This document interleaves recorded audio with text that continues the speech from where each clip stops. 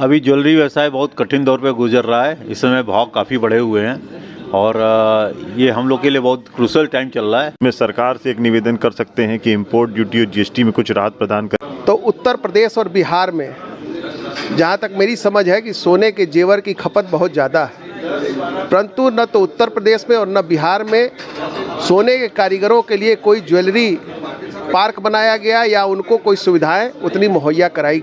नमस्कार, जनमुखी लाइव से मैं सुमान राय। आज हम हैं वाराणसी के ज्वेलरी व्यापारियों के बीच। यहाँ पे थोक और रिटेल व्यापारी, आज इन लोगों की मीटिंग हो रही है। इन मीटिंग के बीच में हम इनसे समझने की कोशिश करेंगे कि पिछले 10 सालों में वाराणसी में ज्वेलरी व्यापारियों के लिए क्या सुविधाएं हुई हैं और किसी प्रकार की इनको कारोबार में असुविधा तो क्या है, और सरकार से क्या अपेक्षाएं करते हैं कि इनके लिए सरकार किस प्रकार की मदद करे या क्या सुविधा दे। तो सबसे पहले हम बात करते हैं संस्था के अध्यक्ष संतोष जी से। धन्यवाद।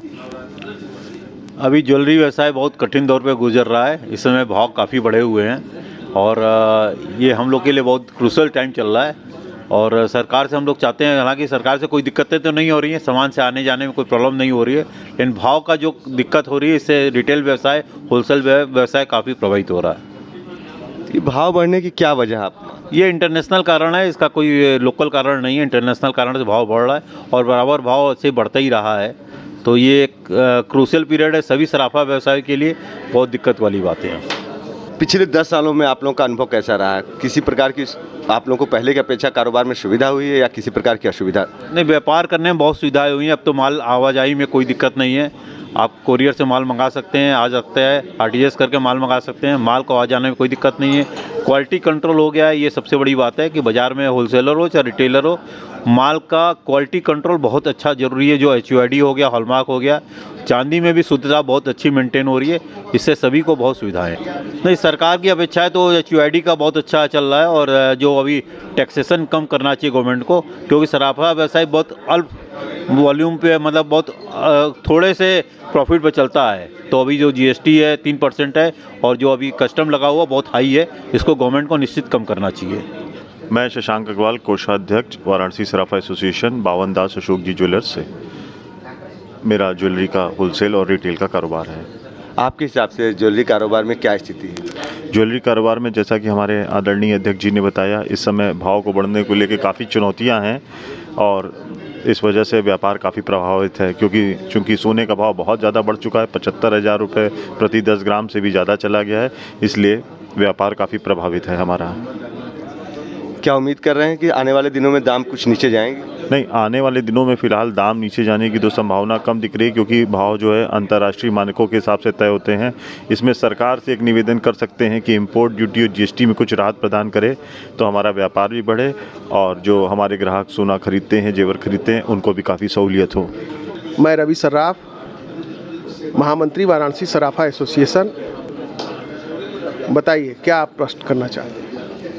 जैसे अभी बात हो रही है कि ज्वेलरी का दाम जो है बहुत ज़्यादा बढ़ गया है, या मतलब सोने का भाव बढ़ गया है, तो सोने का भाव बढ़ने से क्या लोगों को जो स्टॉक करने के लिए या निवेश करने के लिए क्या अच्छा साधन है, या आने वाले समय में ज़्यादा आप लगता है दाम गिरेगा कुछ? जहाँ तक सोने के भाव की बात आप करते हैं महोदय, तो सोने से बेहतर निवेश का साधन मेरी समझ में वर्तमान समय में नहीं है।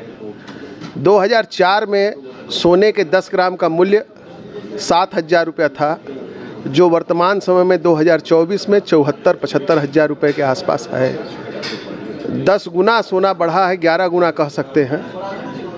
20 वर्षों में कहीं से भी आपको 20 वर्षों में कहीं से भी 10 गुने की रिटर्न कोई भी चीज़ आपको नहीं देगी। सोना आपके पास फिजिकल रूप से रहना चाहिए। यही एक ऐसी धातु है कि जब भी आपको किसी की चीज़ की आवश्यकता होगी, आप इसको बेच के अपनी आवश्यकता की पूर्ति कर सकते हैं। रही बात सरकार से मांग करने की, तो उत्तर प्रदेश और बिहार में जहाँ तक मेरी समझ है कि सोने के जेवर की खपत बहुत ज़्यादा है, परंतु न तो उत्तर प्रदेश में और न बिहार में सोने के कारीगरों के लिए कोई ज्वेलरी पार्क बनाया गया या उनको कोई सुविधाएं उतनी मुहैया कराई गई हैं। हम माननीय योगी जी से इस बात की अपील करते हैं अपने संगठन के माध्यम से कि जितना जल्दी से हो सके वो उद्योग को बढ़ावा दे रहे हैं हमारे प्रदेश में। ज्वेलरी पार्क की स्थापना उत्तर प्रदेश में करें, जिससे कि हमारे जो कारीगर बंधु हैं उनको अधिक से अधिक सुविधा मुहैया हो और हमारा व्यापार और तेज़ी के साथ आगे की ओर बढ़े।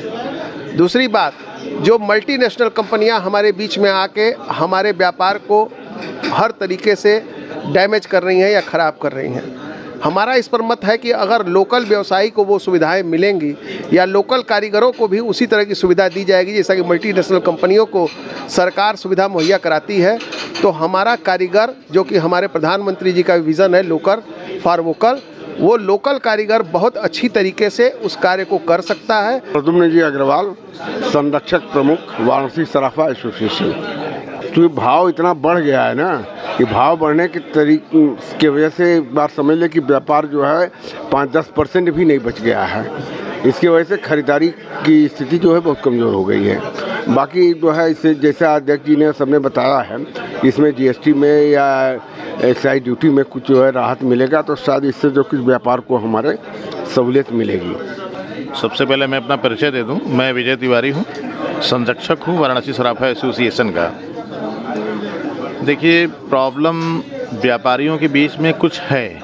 चुनाव आचार संहिता जब से लागू हुई है तो आने जाने की थोड़ी दिक्कत हो गई है। व्यापारी आता है माल लेने, अगर उसके पास पेपर इनकम्प्लीट है तो उसके साथ दिक्कत खड़ी होती है। और ये मैं मानता हूँ कि चुनाव आचार संहिता के चलते ये चीज़ें हो रही हैं। अभी हमारे एसोसिएशन ने एक निर्णय लिया है कि इस विषय पे हम लोग विचार करके हम अपने सारे व्यापारियों का और कर्मचारियों का एक आई कार्ड जारी करेंगे। उस पे हमारा प्रयास जारी है। इस विषय में मैं प्रशासन के अधिकारियों से बात करूंगा, शासन स्तर तक मैं बात करूंगा और संभवतः इसका निदान निकल जाएगा। मैं संजय अग्रवाल, संरक्षक वाराणसी सराफा एसोसिएशन। सराफा व्यवसायियों के लिए क्या सुविधाएं सरकार की ओर से आप देख रहे हैं? पिछले 10 सालों में किस प्रकार की सुविधा? और दूसरा, ये जो बनारस में बाहर से पर्यटक आ रहे हैं, उससे आप लोगों के व्यापार में कुछ इंक्रीज हुआ है, व्यापार कुछ बढ़ोतरी हुई है?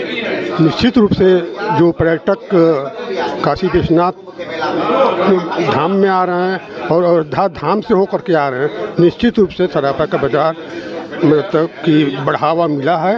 उसके साथ साथ और भी जो बाजारें हैं साड़ी वगैरह की, उनको भी बढ़ावा निश्चित रूप से मिल रहा है। मेरा नाम सुनील कुमार सेठ, वाराणसी सराफा एसोसिएशन, और मेरी ठठरी बाज़ार में दुकान है। बनारस में व्यापार बहुत अच्छा चल रहा है, कोई दिक्कत नहीं है, कोई परेशानी नहीं है।